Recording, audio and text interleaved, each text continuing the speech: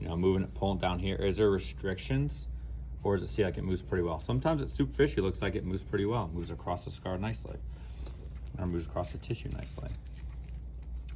But what I'm gonna look at doing, if I find some restrictions, I'm gonna take a needle. I'm gonna start decent superficial, kind of getting underneath it. Not bad, that moves pretty well. But this is where you can start getting some winding and some tenting of that area, pulling on those adhesive issues there between different tissue layers.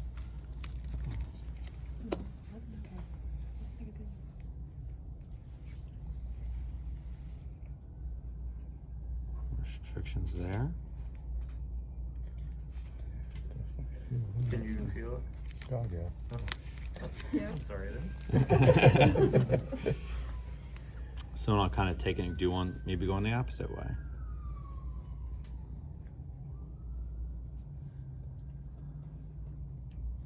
See how the tissue's winding up there, pulling, and I'll do one more.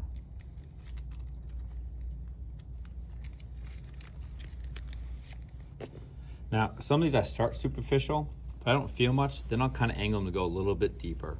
I may take it where I find more restrictions here and going down in there, and he may not have any, but it feels like it's just a lot of restricted tissue and going to smooth like normal tissue. And that's where some people feel like, holy crap, that kind of aches, that gives me a lot of pain. Whether it's diffuse pain over the area, it's just tough to kind of mobilize that. And that's those things that we can't really get to with our hands or the cupping, the icems or Grastons, because this is a 50 millimeter needle going down there. It's almost 2 inches deep. So then I would kind of wind and pull it a little bit more. Suck it up, Phil. Come on. He didn't say pineapple, by the way. Did you say pineapple? No. It was a Okay. different. It was a different word. Pineapple doesn't work anymore.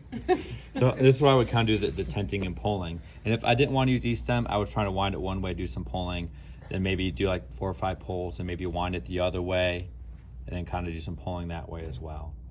Once I did some manipulation of it for a few minutes, then I would probably stem it up and kind of leave it there for 10 or 15. Again, for the most part, I'm hoping to start the process of that cell communication aspect, kind of bring some more fibroblasts for better collagen fiber structure, bring it back to more normal. I don't think it's going to be anything perfect, but if anything, it may make it less dysfunctional, more tolerable if he had some like lateral hip pain or something like that there. That's kind of what we're looking to do with those kind of things. All right, so, but that's how I would do that one. Do you just stitch?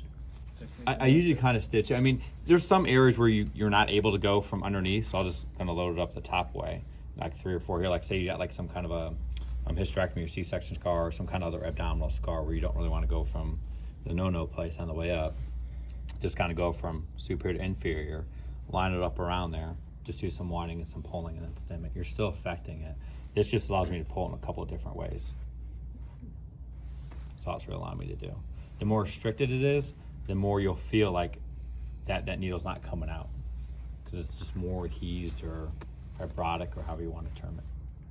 Like, could you go up and down the whole length of the scarf? Mm-hmm. If you wanted? Yeah, up and down the whole length of the scarf if you wanted to.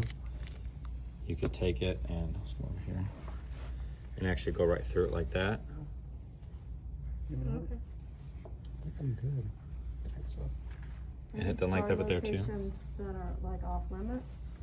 No, I mean as long as you feel comfortable getting there, you're not going in like any internal organs. I mean you got to be comfortable on the abdomen, not going too deep. And I would say the same thing over the thoracic area. What's that? Just real superficial, like you're saying C-section. Yeah, just yeah. Right across. the Exactly. You're I mean, you can go a little deep, but don't feel like you can only go like 2 millimeters deep. You got some tissue to go in, but we're not trying to go. Some issues with their back and the last little bit of scar tissue mobilization with that really kind of helped them out. And you can dig in there so much with your hands, but again, I mean, you've seen you stick 60 millimeter needles in your back. You're probably not going to be able to affect that with cups and grafts and things like that. You need something that's actually going to be able to get deeper. Really good for the quads. You'll start finding a lot of restrictions up in here, and patients will hate you but love you afterwards. So, all right, just things to think about when you're doing it.